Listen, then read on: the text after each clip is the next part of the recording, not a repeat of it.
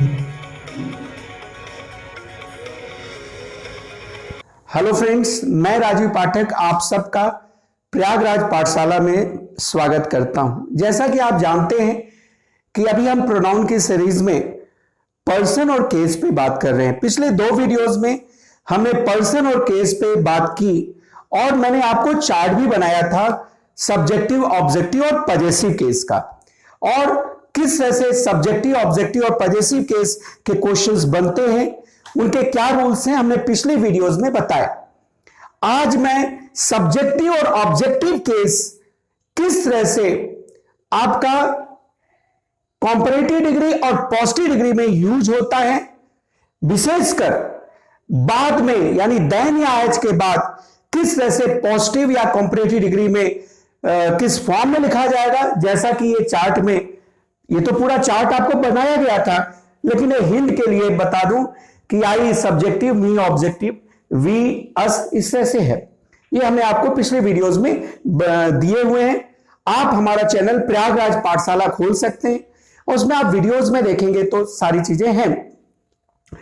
अब यहां पे आप जानते हो कि पॉजिटिव डिग्री क्या होता है। जैसे गुड पॉजिटिव डिग्री है, फास्ट पॉजिटिव डिग्री है, तो पॉजिटिव डिग्री में एज या सो एज होता है। जैसे जरा सा बता देते हैं, Ravi was as smart as Sita. यहां पे ध्यान देने वाली बात है कि ये जो क्वेश्चन है डिग्री से, ये भी आपके एग्जाम में आते हैं, और आज के वीडियो के बाद आपको कहीं से भी कोई दिक्कत नहीं आएगी।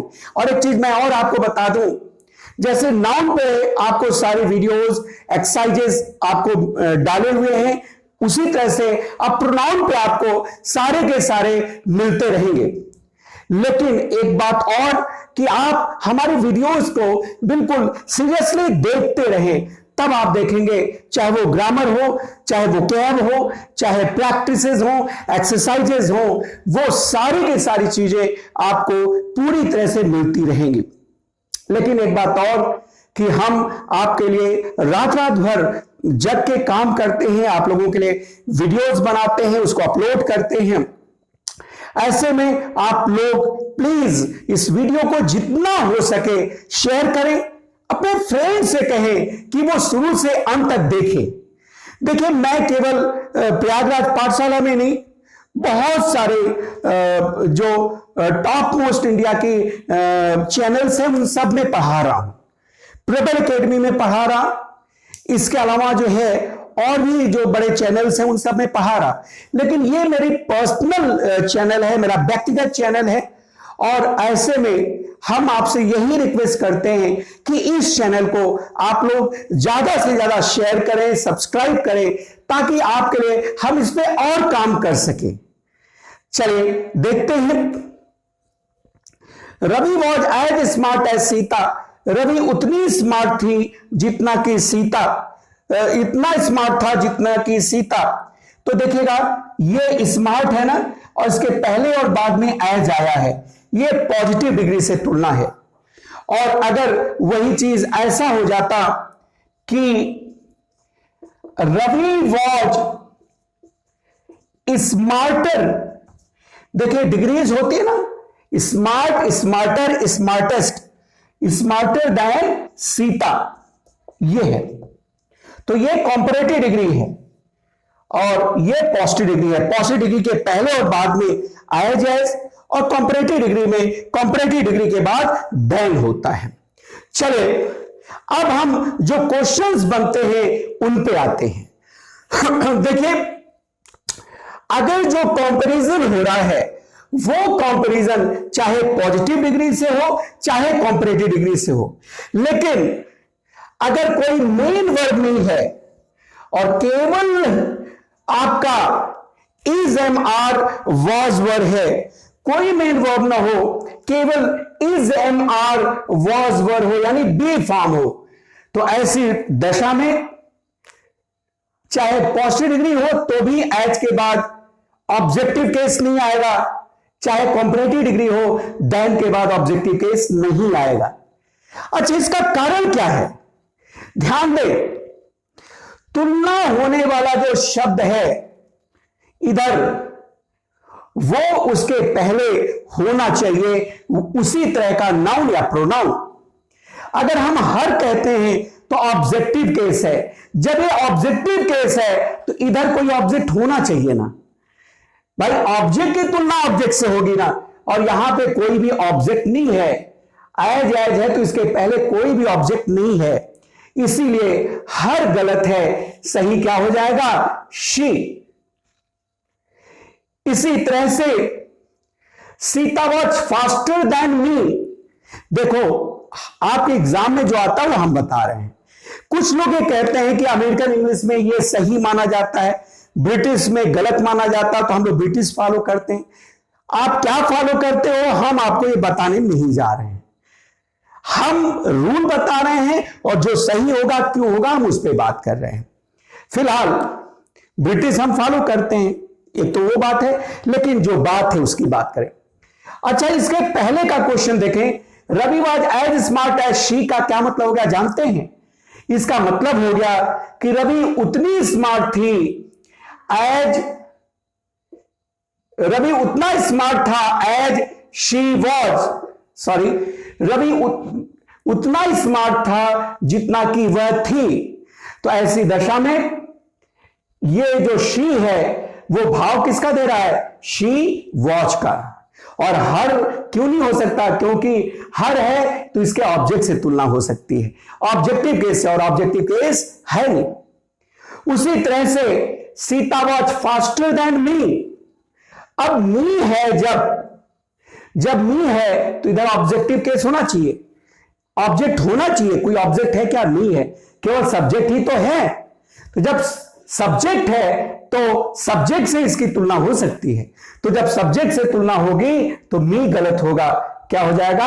आई। इसका मतलब क्या हो गया? Sita was faster than I was. इसका पूरा मतलब यह हो गया, यानी सीता ज्यादा फास्टर थी किसकी अपेक्षा? जितना कि मैं था उससे ज्यादा फास्टर थी।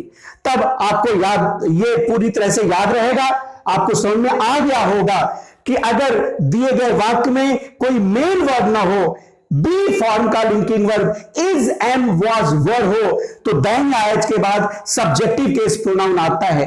क्यों आता है यह भी मैंने बताया, क्योंकि सेम चीजें तुलना होंगी। अगर आपने यहां ऑब्जेक्टिव केस लिख दिया तो देन इधर जो एज लिखा है या कॉम्परेटिव डिग्री लिखा है, इधर तो कोई ऑब्जेक्ट है ही नहीं, तो फिर कैसे ऑब्जेक्टिव केस? इधर तो केवल सब्जेक्ट ही है। तो जब ये सब्जेक्ट है तो इसकी तुलना सब्जेक्ट से होगी, तो ये भी सब्जेक्टिव केस होगा, क्योंकि सेम चीजें तुलना होती हैं। आप अलग अलग चीजें तुलना नहीं कर सकते। तेंदुलकर की तुलना आप जो है मोदी से नहीं कर सकते। अगर आप तेंदुलकर की तुलना आप करेंगे तो फिर विवियन रिचर्ड से करेंगे।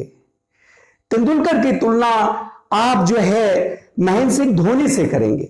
सेम चीजें तुलना होती हैं, तो वही चीज है। अब आपको समझ में आ गया होगा, चाहे आप समझे या रटे। अब देखिए, कंपैरिजन विद इंट्रांजिटिव वर्ब लगभग उसी प्रिंसिपल पे आधारित है। देखिए, ये इंट्रांजिटिव वर्ब क्या होता है? इंट्रांजिटिव वर्ब होता है जिसमें कि इसको बोलते हैं अकर्मक क्रिया, वो वर्ब्स जिसमें कि ऑब्जेक्ट नहीं दिए हैं, जो किसी या क्या, कोई जरूरी नहीं कि जो एक जगह इंट्रांजिटिव है वो दूसरी जगह ट्रांजिटिव नहीं होगा। जैसे दूसरा एग्जांपल है, सुरेश ज्यादा खाता है उसकी अपेक्षा। यहां पे इंट्रांजिटिव फॉर्म है, लेकिन यही ट्रांजिटिव हो जाता, Suresh ate an apple. Suresh ने एक एप्पल खाया। क्या खाया? एक एप्पल खाया। वहां पे ट्रांजिटिव है, लेकिन यहां पे इंट्रांजिटिव है। क्यों? क्योंकि अगर वर्ब के बाद कोई ऑब्जेक्ट ना आए, किसे या क्या का जवाब, देखिए दो तरह के ऑब्जेक्ट होते हैं ना। रवि टीचर्स मी इंग्लिश, रवि मुझे इंग्लिश पढ़ाता है। रवि टीचर्स मी इंग्लिश, किसे पढ़ाता है, जो किसे का जवाब होता है उसको बोलते हैं इनडायरेक्ट ऑब्जेक्ट। क्या पढ़ाता है ये हमने आपको बताया है, बाद में भी जो क्या पढ़ाता है वो क्या हो जाएगा, डायरेक्ट ऑब्जेक्ट। जो किसे पढ़ाता है वो क्या है, इनडायरेक्ट ऑब्जेक्ट, और जो क्या पढ़ाता है वो क्या है, वो है डायरेक्ट ऑब्जेक्ट। अब यहां पे देखिए, जहां ऑब्जेक्ट ना हो, जहां किसे या क्या का जवाब ना हो, तो ऐसी दशा में पॉजिटिव डिग्री में एज के बाद सब्जेक्टिव केस आएगा और कंपैरेटिव डिग्री में देन के बाद। अच्छा, इसका कारण क्या है? वही बात बेटा, जब यहां पे मी है तो जाहिर सी बात है इसके पहले कोई ऑब्जेक्टिव केस होना चाहिए, और इन ट्रांजिटिव में तो ऑब्जेक्टिव केस है ही नहीं, तो फिर इसकी तुलना होगी किससे? इसकी तुलना होगी सब्जेक्ट से। जब सब्जेक्ट से तुलना होगी तो ये भी सब्जेक्ट के रूप में होना चाहिए। हर है तो इधर ऑब्जेक्टिव केस होना चाहिए। कोई ऑब्जेक्ट नहीं है भाई, ऑब्जेक्ट वर्ड के बाद आता है, कोई ऑब्जेक्ट नहीं है तो जाहिर सी बात है इसकी तुलना सब्जेक्ट से होगी। जब इसकी तुलना सब्जेक्ट से होगी तो आप जानते हो कि सब्जेक्ट की तुलना ही सब्जेक्ट से हो सकती है, तो वो कब होगा? जब ये आई बन जाएगा। यहां तुलना कब होगी? जब ये शी बन जाएगा। तो यहां मी गलत, यहां क्या होगा? आई। यहां हर गलत, यहां क्या होगा? शी। तो Sita ran as fast as I, इसका मतलब क्या हुआ जानते हो? इसका मतलब हुआ as I ran Suresh ate more than she, का मतलब हो गया देन शी एट, यानी सीता उतनी तेज दौड़ी जितनी तेज मैं दौड़ा। सुरेश उतना खाया जितना कि वह खाई। तो आपको कारण भी समझ में आ गया होगा और पूरी तरह से क्लियर हुआ होगा। चलिए अगला पॉइंट देखते हैं। चलिए देखिए, अब हम ट्रांजिटिव वर्ब के साथ अगर कंपैरिजन हो रहा है तो ऐसी दशा में, और जब ट्रांजिटिव वर्ब होता है तो आप जानते ही हो कि कोई न कोई ऑब्जेक्ट होता है, कोई न कोई ऑब्जेक्ट होता है। तो जब ट्रांजिटिव वर्ब हो तो पॉजिटिव डिग्री में जो है, वैसे पॉजिटिव डिग्री तो होता नहीं है, ऐसे में जनरली कंपैरेटिव डिग्री है।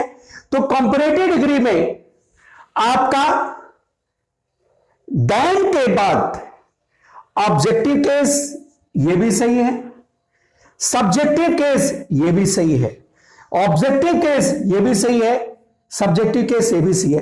कारण देखो और उसकी मीनिंग देखो। अगर ट्रांजिटिव वर्ब है, यानी जहां पे ऑब्जेक्ट है, इन सब में ऑब्जेक्ट है, Ravi likes me, Ravi likes me, Asha teaches me, तो अगर ऑब्जेक्ट है, तो अगर इधर ऑब्जेक्टिव केस है तो इसका मतलब क्या हो गया? इसका मतलब हो गया कि ऑब्जेक्ट और ऑब्जेक्ट की तुलना हो रही है। अगर सब्जेक्टिव केस है तो इसका मतलब क्या हो गया कि सब्जेक्ट और सब्जेक्ट की तुलना हो रही है।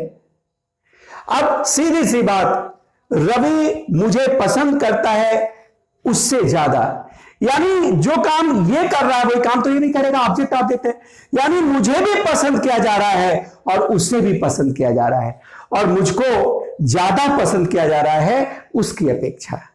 ऑब्जेक्ट ऑब्जेक्ट तुलना। तो अगर हम इस सेंटेंस को अलग अलग तोड़ दें और बड़ा कर दें तो इसका मतलब क्या हो गया? इसका मतलब हो गया कि Ravi likes me more than Ravi likes her, यानी रवि उसे भी पसंद कर रहा है और मुझे भी पसंद कर रहा है। मुझे ज्यादा पसंद कर रहा है रवि जितना कि उसे पसंद कर रहा है। अब यहां पे देखिए, अगर वही सेंटेंस ऐसे होता, Ravi likes me more than she, तो यानी सब्जेक्ट सब्जेक्ट की तुलना हो रही है। अगर यानी इसकी और इसकी तुलना हो रही है तो Ravi likes me more than she likes me। तो कहने का क्या मतलब कि जब सब्जेक्ट की तुलना हो रही है तो जो काम ये करेगा वही काम ये करेगी। तो अगर रवि मुझे पसंद कर रहा है तो वह भी मुझे पसंद करेगी। इस सेंटेंस को हमने बढ़ा दिया, ठीक है। इसको हम समझाने के लिए आपको लिख रहे हैं, इसको लिखने की कोई आवश्यकता नहीं है। और बिल्कुल उसी तरह से आशा teaches me more than him, यानी ऑब्जेक्ट और ऑब्जेक्ट की तुलना हो रही है। भाई आपके पास दोनों विकल्प है, ऑब्जेक्ट का विकल्प है, क्योंकि ट्रांजिटिव है, ऑब्जेक्ट भी होगा और सब्जेक्ट भी होगा। यानी आशा मुझे ज्यादा पढ़ाती है उसकी अपेक्षा, यानी मुझे भी पढ़ाया जाता है और उसे भी पढ़ाया जाता है, मुझे ज्यादा पढ़ाया जा रहा है उसकी अपेक्षा। अब आशा टीचर्स भी मोर देन ही, यह भी सही है। क्यों? क्योंकि अगर ही है तो इसका मतलब आशा और इसकी तुलना हो रही है। यह सब्जेक्ट है और यह भी सब्जेक्ट है। अब सब्जेक्ट जरूर है, इसके आगे लिखा नहीं है, लेकिन चीजें छिपी हैं, आप लिख भी सकते हैं। इसको ऐसे लिख सकते हैं, Asha teaches me more than he teaches me. Asha मुझे पढ़ाती है कहीं ज्यादा जितना कि वह पढ़ाता है। तो इस तरह से आपको समझ में आ गया होगा। सेंटेंस को हमने बड़ा करके भी बताया और दूसरे ढंग से आप समझ सकते हैं कि अगर दिए गए वाक्य में कोई मुख्य क्रिया ना हो, केवल is am are was were हो, तो ऐसी दशा में दैन या एज के बाद सब्जेक्टिव केस आएगा। क्यों? क्योंकि वहां ऑब्जेक्ट जैसी कोई चीज नहीं होती। अगर इंट्रांजिटिव वर्ब हो यानी ऑब्जेक्ट नहीं होगा तो भी दैन या एज के बाद सब्जेक्टिव केस आएगा। क्यों? क्योंकि हमेशा सेम चीजें तुलना होती हैं। अगर दैन या एज के बाद आपने ऑब्जेक्टिव लिख लिया तो इधर ऑब्जेक्ट दैन या एज के पहले होना चाहिए, और इंट्रांजिटिव तो ऑब्जेक्ट होता ही नहीं है, तो केवल सब्जेक्ट होता है। तो यानी सब्जेक्ट और सब्जेक्ट की तुलना होगी, और पूरे वाक्य को अगर आप फैला दोगे तो और क्लियर हो जाएगा। लेकिन अगर यहां कोई ट्रांजिटिव वर्ब है यानी ऑब्जेक्ट के साथ वर्ब लिखा हुआ दैन या एज के पहले, तो ऐसी दशा में दैन के बाद सब्जेक्टिव केस भी हो सकता है और दैन के बाद ऑब्जेक्टिव केस भी। क्यों? क्योंकि अगर सब्जेक्टिव केस है तो जाहिर सी बात है सब्जेक्ट तो रहता है, हर जगह सब्जेक्ट रहता है, और अगर ऑब्जेक्टिव केस है तो इस ऑब्जेक्ट से तुलना हो रहा है और ट्रांजिटिव में ऑब्जेक्ट आपको मिलेगा। तो इस तरह से आपको आज ये सारी चीजें जो केस से संबंधित क्वेश्चंस हैं वो आपको बताए गए, और आज के बाद इस तरह के क्वेश्चंस को करने में आपको कहीं कोई दिक्कत नहीं होगी। आप प्लीज इस वीडियो को जितना हो सके शेयर करें, प्रयागराज पाठशाला को आप शेयर करें, अपने फ्रेंड से भी कहें कि वो इस हमारे वीडियोस को शुरू से अंत तक देखें, और निश्चित तौर पे अगर वो हमारे वीडियोस को देखते हैं तो आप विश्वास मानिए, अगर कोई भी बंदा सीरियस है, पढ़ना चाह रहा है, सिलेक्शन लेना चाह रहा है, तो वो प्रयागराज पाठशाला की जो एजुकेशनल वीडियो है वो निश्चित तौर पे उसे सब्सक्राइब करेगा। Thanks a lot.